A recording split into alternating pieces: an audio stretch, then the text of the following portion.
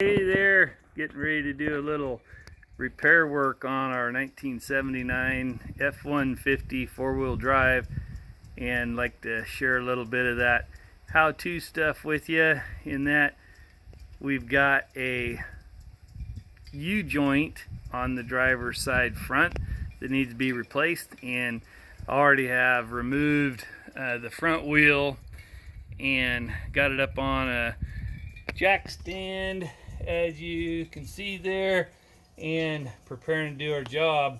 What we need to do is get in there to that U-joint, and so in order to do that, we have to remove the front hub, rotor, caliper, and then remove that driver's side front axle.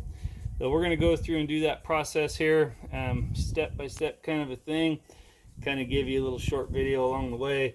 We'll have to remove the outer hub. There are 6 Allen or hex key bolts there, and then you got the inner workings of the hub and bearings. So anyway, we'll do a little bit of how-to stuff along the way. Thanks. Got my helper over here, young man Dalton, getting ready to help out.